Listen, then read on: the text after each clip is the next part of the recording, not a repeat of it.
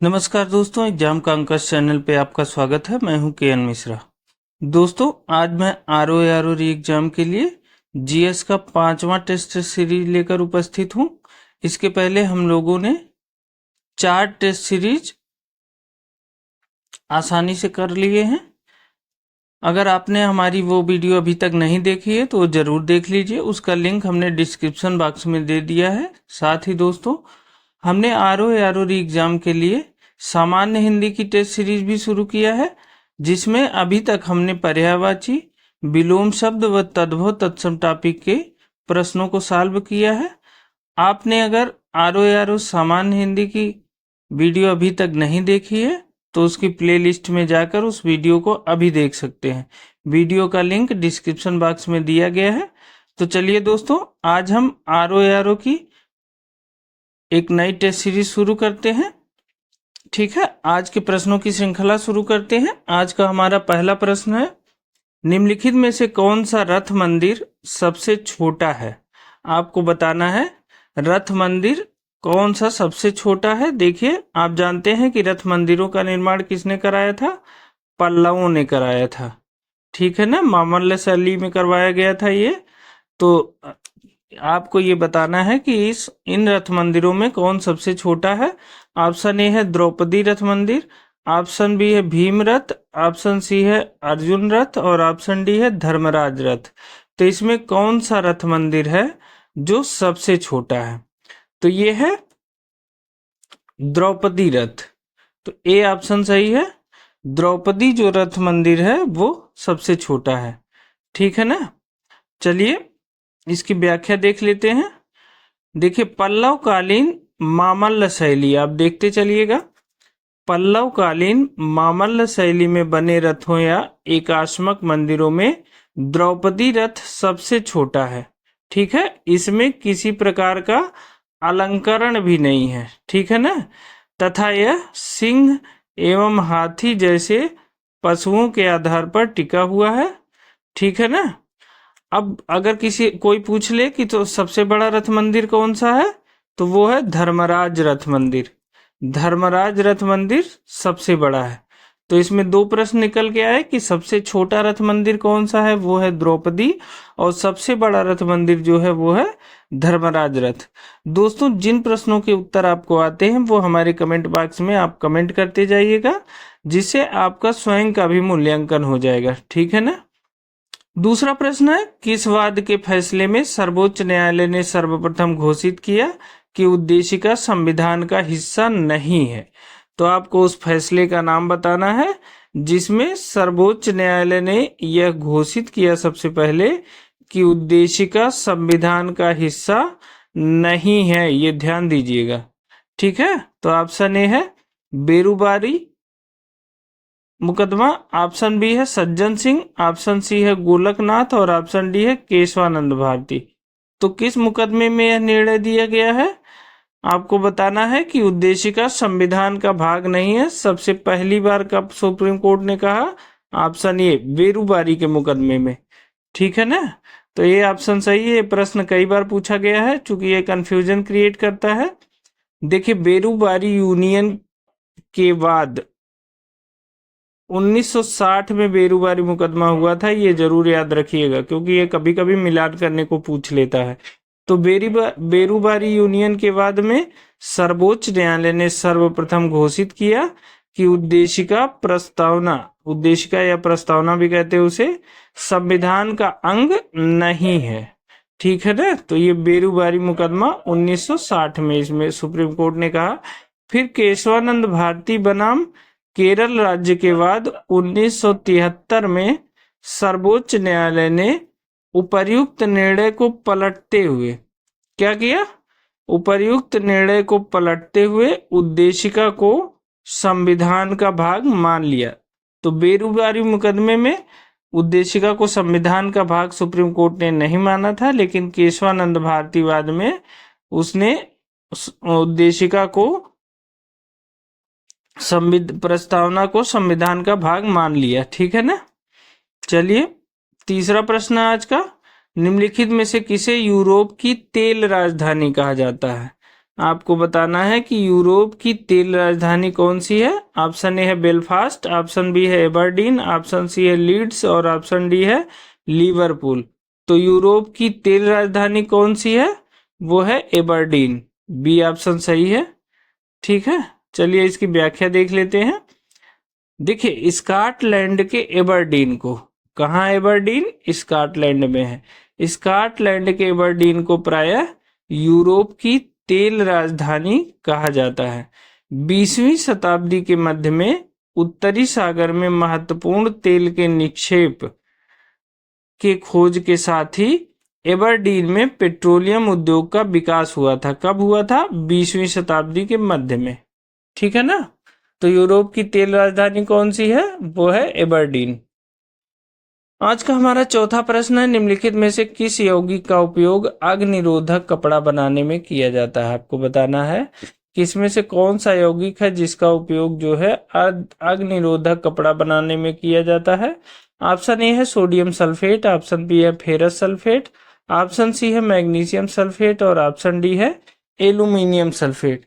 तो इसमें से कौन सा यौगिक है जिसका उपयोग अग्निरोधक कपड़ा बनाने में किया जाता है, तो वह है एल्यूमिनियम सल्फेट। ठीक है, तो डी ऑप्शन सही है, एल्यूमिनियम सल्फेट। देखिए इसकी व्याख्या देख लेते हैं। अग्निरोधक कपड़ा बनाने में एल्यूमिनियम सल्फेट का प्रयोग किया जाता है, ये ध्यान रखिएगा। अग्निरोधक कपड़ा एल्यूमिनियम सल्फेट के प्रयोग से बनता है। दोस्तों मैं आंसर और प्रश्नों को बार बार इसलिए दोहराता हूं कि आपको ये वीडियो दोबारा देखने की जरूरत न पड़े, इसलिए आप इसे बुरा न मानिएगा। बार बार कहने से, कान में आवाज जाने से आपको ये चीजें जल्दी तैयार हो जाएंगी। ठीक है। पांचवा प्रश्न है, मीरा सेठ समिति का संबंध किससे है। कौन सी समिति, मीरा सेठ समिति। इसका संबंध किससे है, किससे था।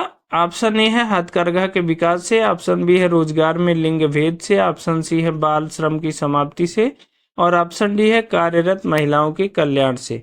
तो मीरा सेठ समिति का संबंध किससे था बताइए, ये था हथकरघा के विकास से। ए ऑप्शन सही है। ठीक है ना, मीरा सेठ समिति का संबंध हथकरघा के विकास से था। चलिए इसकी व्याख्या देख लेते हैं। देखिए हथकरघा क्षेत्र के विकास के संबंध में मीरा सेठ समिति का गठन किया गया था, जिसने जनवरी 1995 को केंद्रीय कपड़ा मंत्रालय को अपनी सिफारिशें सौंप दी थी। ठीक है। छठा प्रश्न है, निम्नलिखित में से कौन सा पोषक तत्व दलहनी फसलों में गांठ गठन के लिए आवश्यक है। दलहनी फसलों में जो गांठ का निर्माण होता है उसको करने के लिए कौन सा पोषक तत्व आवश्यक है। ऑप्शन ए है नाइट्रोजन, ऑप्शन बी है सिलिकॉन, ऑप्शन डी है बोरान और ऑप्शन डी है उपरोक्त में से कोई नहीं। तो कौन सा तत्व है जो दलहनी फसलों में गांठ का निर्माण करता है, वो है बोरान। सी ऑप्शन सही है। ठीक है, बोरान से दलहनी फसलों में गांठ का निर्माण होता है। ठीक है। सातवां प्रश्न है, देखिए इसकी व्याख्या देख लेते हैं। देखिए बोरान पौधों के लिए आवश्यक एक सूक्ष्म पोषक तत्व है। ठीक है, यह दलहनी फसलों की जड़ों में ग्रंथिका गठन यानी नोड्यूल फॉर्मेशन के लिए आवश्यक होता है। ठीक है। अगला प्रश्न आज का हमारा सातवां प्रश्न है, हाली पद्धति संबंधित थी। ऑप्शन ए है बंधुआ मजदूर से, ऑप्शन बी है छुआछूत से, ऑप्शन सी है किसानों के शोषण से और ऑप्शन डी है अशिक्षा से। तो हाली पद्धति किससे संबंधित थी, ये थी बंधुआ मजदूर से। ठीक है, ए ऑप्शन सही है। हाली पद्धति का संबंध बंधुआ मजदूर से था। ठीक है, इसकी व्याख्या देख लेते हैं। देखिए हाली पद्धति बंधुआ मजदूर एवं बंधुआ मजदूरी से संबंधित है। हाली पद्धति के अंतर्गत बारदोली क्षेत्र में कालीपराज जनजाति के लोगों को उच्च जातियों के यहाँ पुश्तैनी मजदूर के रूप में कार्य करना होता था। आप बताइए कि बारदोली सत्याग्रह का नेतृत्व किसने किया था, हमें कमेंट करके जरूर बताइएगा। ठीक है। आठवां प्रश्न है, बर्फ से ढकी झील घेपन स्थित है। बर्फ से ढकी झील घेपन कहाँ स्थित है?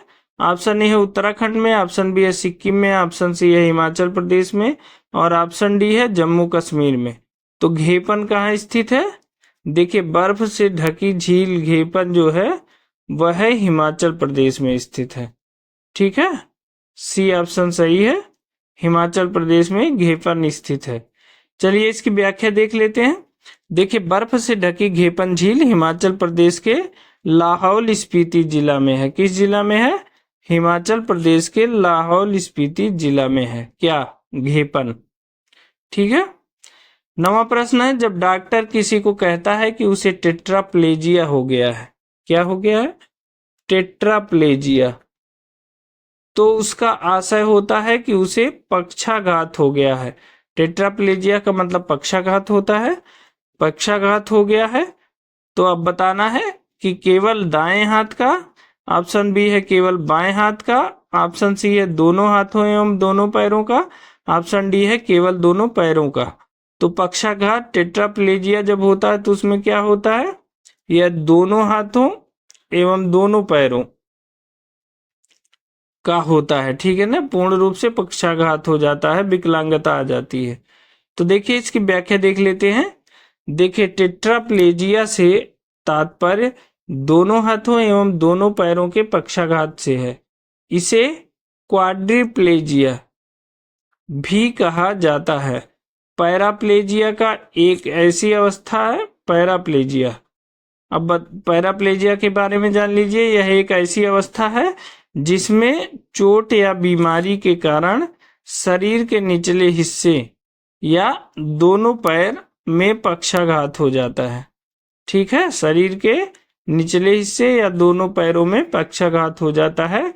ये क्या है? ये है पैराप्लेजिया। ठीक है। आज का हमारा 10वां प्रश्न है, एक्चुअरीज शब्द संबंधित है।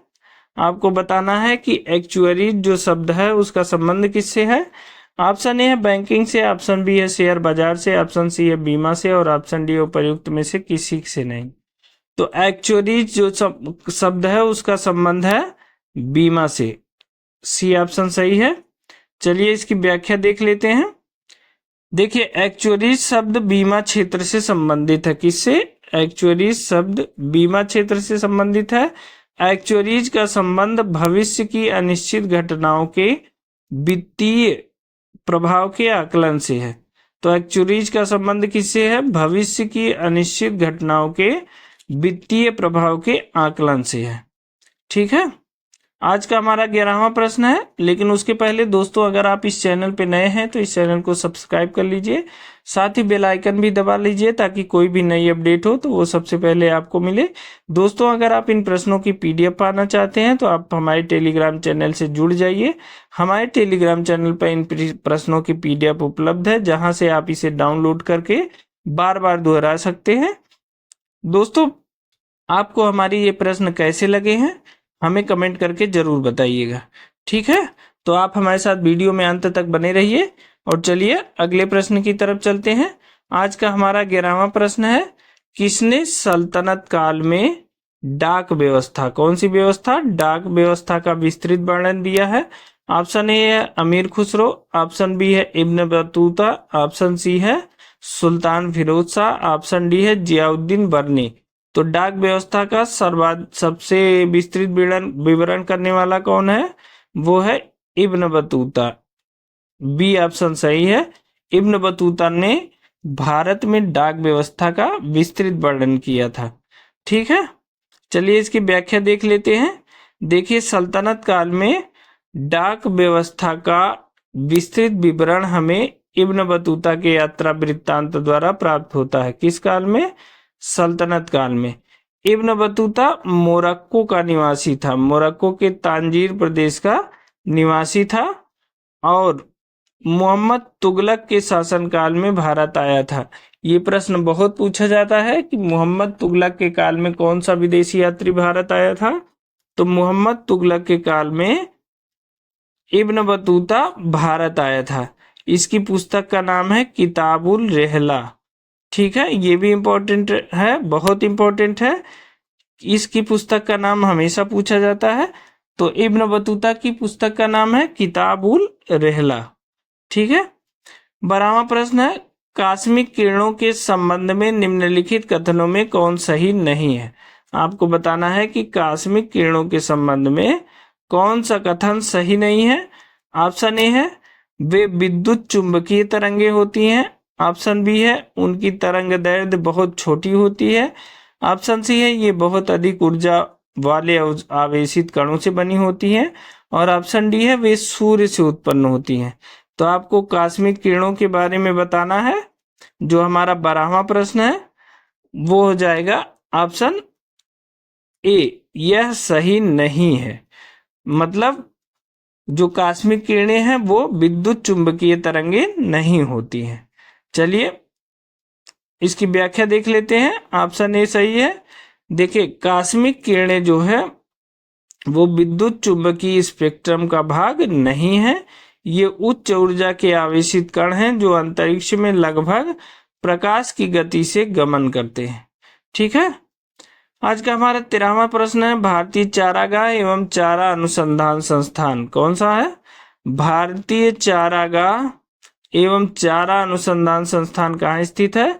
ऑप्शन ए है बहराइच में, तो नहीं बहराइच में नहीं स्थित है। ऑप्शन बी है झांसी में। तो भारतीय चारागाह एवं चारा अनुसंधान संस्थान कहाँ स्थित है, झांसी में। तो बी ऑप्शन सही है, जबकि सी और डी भी गलत है। तो भारतीय चारागाह अनुसंधान कहाँ स्थित है, यह है झांसी में स्थित है। ठीक है। 14 इसकी व्याख्या देख लेते हैं। देखिए भारतीय चारागाह एवं चारा अनुसंधान संस्थान झांसी में स्थित है। 14वां प्रश्न है आज का, राज्य के नीति निर्देशक सिद्धांतों में निम्न में से किसके बारे में संविधान शांत है। अब आपको बताना है कि कौन सा ऐसा सिद्धांत है राज्य के नीति निर्देशक का जिसके बारे में संविधान शांत है। ऑप्शन ए है प्रौढ़ शिक्षा। ऑप्शन बी है कर्मकारों को निर्वाह मजदूरी। ऑप्शन सी है गरीबों को निःशुल्क विधिक सहायता। और ऑप्शन डी है बालकों की प्रारंभिक शिक्षा जब तक वह 6 वर्ष के आयु न प्राप्त कर ले। तो आप बताइए कि राज्य के नीति निर्देशक सिद्धांतों में किसके बारे में संविधान शांत है। तो वो है प्रौढ़ शिक्षा। ये ऑप्शन सही है। प्रौढ़ शिक्षा के बारे में संविधान में कोई डायरेक्शन अभी तक नहीं दिया गया। तो ये ऑप्शन सही है। देखिए इसकी व्याख्या देख लेते हैं। देखिए भारत में राज्य के नीति निर्देशक सिद्धांत भाग 4 के तहत अनुच्छेद 36 से 51 में वर्णित है। तो क्या है, भारतीय संविधान में राज्य के नीति निर्देशक सिद्धांत, ये याद रखना है आपको, भाग 4 के तहत अनुच्छेद 36 से 51 में वर्णित है। किसमें, अनुच्छेद 36 से 51 में वर्णित है। ठीक है।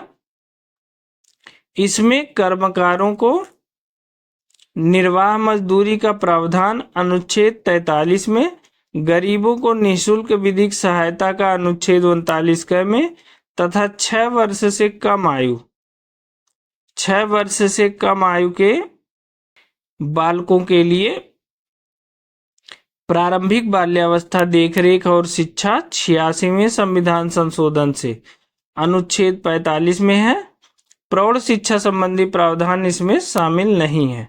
किसमें, प्रौढ़ शिक्षा संबंधी प्रावधान इसमें शामिल नहीं है। ठीक है। 15वें प्रश्न की तरफ चलते हैं। किस वायसराय की हत्या अंडमान निकोबार द्वीप समूह में जब वे भ्रमण पर थे एक दंडित अपराधी द्वारा की गई थी। तो किस वायसराय की हत्या की गई थी। ऑप्शन ए है लॉर्ड कर्जन, तो यह गलत है। ऑप्शन बी है लॉर्ड रिपेन, ये भी गलत है। ऑप्शन सी है लॉर्ड मिंटो, ये भी गलत है। डी है ऑप्शन, और ऑप्शन सी है लॉर्ड मेयो। तो लॉर्ड मेयो की हत्या अंडमान निकोबार में एक अपराधी द्वारा कर दी गई थी जब वे भ्रमण पर थे। ठीक है ना। तो सी ऑप्शन सही है। चलिए इसकी व्याख्या देख लेते हैं। देखिए लॉर्ड मेयो का कार्यकाल दिया है, याद रखिएगा, कार्यकाल मिलाने को अक्सर आता है। लॉर्ड मेयो का कार्यकाल 1869 से 72 ईस्वी। इनकी जो है हत्या अंडमान निकोबार द्वीप समूह के भ्रमण के दौरान एक कैदी द्वारा की गई थी। ठीक है। 16वें प्रश्न की तरफ चलते हैं। उत्तर प्रदेश के निम्न में से कौन सा क्षेत्र सर्वाधिक बाढ़ प्रभावित है? तो आपको बताना है कि उत्तर प्रदेश का सर्वाधिक बाढ़ प्रभावित क्षेत्र कौन सा है। ऑप्शन ए है पश्चिमी क्षेत्र, ऑप्शन बी है मध्य क्षेत्र, ऑप्शन सी है पूर्वी क्षेत्र और ऑप्शन डी है उत्तरी क्षेत्र। तो सर्वाधिक बाढ़ प्रभावित क्षेत्र कौन सा है? तो देखिए ये है पूर्वी क्षेत्र, सी ऑप्शन सही है। ठीक है, उत्तर प्रदेश का सर्वाधिक बाढ़ प्रभावित क्षेत्र पूर्वी क्षेत्र है। ठीक है ना। चलिए इसकी व्याख्या देख लेते हैं। देखिए उत्तर प्रदेश में बाढ़ प्रवण क्षेत्रों को उच्च बाढ़ प्रवण, मध्यम बाढ़ प्रवण एवं निम्न बाढ़ प्रवण क्षेत्रों में विभक्त किया जा सकता है। ठीक है, उच्च बाढ़ प्रवण क्षेत्र में उत्तर प्रदेश की कुल बाढ़ प्रवण क्षेत्र का लगभग 48% आता है। उच्च बाढ़ प्रवण क्षेत्र उत्तर प्रदेश के मुख्यतः पूर्वी क्षेत्र को आच्छादित करता है। तो बात समझ में आई कि उच्च बाढ़ प्रवण क्षेत्र जो है उत्तर प्रदेश के लगभग 48% भाग पर आता है। ठीक है ना। उच्च बाढ़ प्रवण क्षेत्र उत्तर प्रदेश के मुख्यतः पूर्वी क्षेत्र को आच्छादित करता है। किस क्षेत्र को? पूर्वी क्षेत्र को। ठीक है। 17वां प्रश्न है हमारा आज का। जादूगुड़ा प्रसिद्ध है। ऑप्शन ए है लौह अयस्क के लिए, ऑप्शन बी है मैग्नीज के लिए, ऑप्शन सी है सोने के लिए और ऑप्शन डी है यूरेनियम के लिए। तो बताइए जादूगुड़ा क्यों प्रसिद्ध है? तो ये हो जाएगा 17 का डी ऑप्शन हो जाएगा। यूरेनियम के लिए प्रसिद्ध है जादूगुड़ा, यूरेनियम के लिए प्रसिद्ध है, डी ऑप्शन सही है। ठीक है, देखिए इसकी व्याख्या देख लेते हैं। देखिए जादूगुड़ा कहाँ स्थित है? वर्तमान में झारखंड के पूर्वी सिंहभूम जिले में स्थित है। यह यूरेनियम उत्खनन के लिए प्रसिद्ध है। ठीक है, अगले प्रश्न की तरफ चलते हैं। हमारा 18वां प्रश्न है, निम्नलिखित में से किसने भारतीय राष्ट्रीय कांग्रेस के कराची अधिवेशन 1931 को महात्मा गांधी की लोकप्रियता और सम्मान की पराकाष्ठा माना? किस अधिवेशन में? भारतीय राष्ट्रीय कांग्रेस के कराची अधिवेशन 1931 को महात्मा गांधी की लोकप्रियता और सम्मान की पराकाष्ठा माना है। किसने? देखिए ऑप्शन ए है एस.सी. Bose, option SC. मतलब सुभाष चंद्र बोस, ऑप्शन बी है सरदार वल्लभ भाई पटेल, ऑप्शन सी है पट्टाभी सीतारामैया और ऑप्शन डी है सरदार किशन सिंह। ठीक है, तो आप देखिए प्रश्न है किसने भारतीय राष्ट्रीय कांग्रेस के कराची अधिवेशन 1931 को महात्मा गांधी की लोकप्रियता और सम्मान की पराकाष्ठा माना? तो ये हो जाएगा सरदार एस.सी. बोस। ठीक है, तो ऑप्शन ए सही है, एस.सी. बोस। सुभाष चंद्र बोस जो है इन्होंने भारतीय राष्ट्रीय कांग्रेस के कराची अधिवेशन को महात्मा गांधी की लोकप्रियता और सम्मान की पराकाष्ठा माना था। ठीक है, सुभाष चंद्र बोस है। तो देखिए इनकी व्याख्या देख लेते हैं। देखिए सुभाष चंद्र बोस ने देखिए सुभाष चंद्र बोस ने भारतीय राष्ट्रीय कांग्रेस के कराची अधिवेशन 1931 को महात्मा गांधी की लोकप्रियता और सम्मान की पराकाष्ठा माना है। ठीक है, अगले प्रश्न की तरफ चलते हैं। आज का हमारा 19वां प्रश्न है, राष्ट्रीय गंगा नदी बेसिन प्राधिकरण का गठन कब किया गया? आपको बताना है कि राष्ट्रीय गंगा नदी बेसिन प्राधिकरण का गठन, ठीक है, राष्ट्रीय गंगा नदी बेसिन प्राधिकरण का गठन कब किया गया? ऑप्शन ए है अक्टूबर 2008 में, ऑप्शन बी है फरवरी 2009 में, ऑप्शन सी है अक्टूबर 2009 में और ऑप्शन डी है मार्च 2010 में। तो कब किया गया गंगा नदी बेसिन प्राधिकरण का गठन? तो ये हो जाएगा फरवरी 2009 में, बी ऑप्शन सही है। ठीक है, 2009 में राष्ट्रीय गंगा नदी बेसिन प्राधिकरण का गठन किया गया था। चलिए इसकी व्याख्या देख लेते हैं। देखिए राष्ट्रीय गंगा नदी बेसिन प्राधिकरण क्या है? राष्ट्रीय गंगा नदी बेसिन प्राधिकरण NGRBA का गठन 20 फरवरी 2009 को पर्यावरण संरक्षण अधिनियम 1986 की धारा 3(3) के अंतर्गत शामिल किया गया है।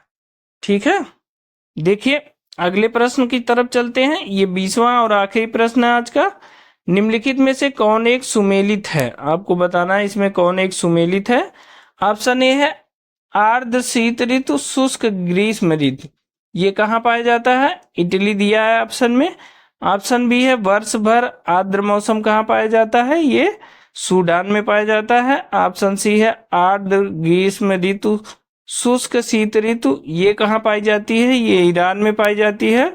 और ऑप्शन डी है वर्ष भर शुष्क, ये चिली ऑप्शन में दिया है। तो आपको बताना है कौन एक सुमेलित है। तो इसमें जो सुमेलित है वो है ए ऑप्शन, आर्द्र शीत ऋतु, शुष्क ग्रीष्म ऋतु इटली में पाया जाता है। ठीक है ना? तो चलिए इसकी व्याख्या देख लेते हैं। ये ऑप्शन सही है। देखिए इटली जो है, यहाँ इटली में क्या होता है? इटली में रूम सागरी अथवा भूमध्य सागरी जलवायु प्रदेश में स्थित है इटली। ठीक है, यहाँ की जो जलवायु होती है ग्रीष्म ऋतु में गर्म, शुष्क और शीत ऋतु में कम सर्द एवं आर्द्र है। वर्षा अधिकतर शीत ऋतु में पछुआ हवाओं के क्षेत्र में चलने वाले चक्रवातों से होती है। ठीक है, तो दोस्तों ये थे हमारे आज के 20 प्रश्न जो आरओ परीक्षा री एग्जाम 2024 के लिए तैयार किए गए थे। आरओ की परीक्षा में इन प्रश्नों के आने की संभावना बहुत अधिक है। और अगर कोई भी मित्र यूपी पुलिस की तैयारी कर रहा है तो उसके लिए भी हमने जीएस और हिंदी की वीडियो बनाई हुई है, जिसकी हमने यूट्यूब पे अलग अलग प्लेलिस्ट भी बना दी है। उस वीडियो का लिंक डिस्क्रिप्शन बॉक्स में दिया गया है, वहां से आप ये वीडियो भी देख सकते हैं। ठीक है दोस्तों अगर आप इन प्रश्नों की पीडीएफ पाना चाहते हैं तो उसके लिए आप हमारा टेलीग्राम चैनल डाउनलोड कर लीजिए। वहां इन प्रश्नों की पीडीएफ उपलब्ध है, वहां से आप इन प्रश्नों को डाउनलोड करके जब मर्जी तब पढ़ सकते हैं। ठीक है, तो दोस्तों आपको ये वीडियो कैसी लगी? अगर ये वीडियो आपको पसंद आई हो तो एक लाइक जरूर करिएगा। ठीक है, जिससे हमें कुछ बेहतर करने के लिए मोटिवेशन मिलेगा। तो आज के लिए इतना ही, मिलते हैं अगली टेस्ट सीरीज में एक नए पेपर के साथ। तब तक के लिए बहुत बहुत धन्यवाद।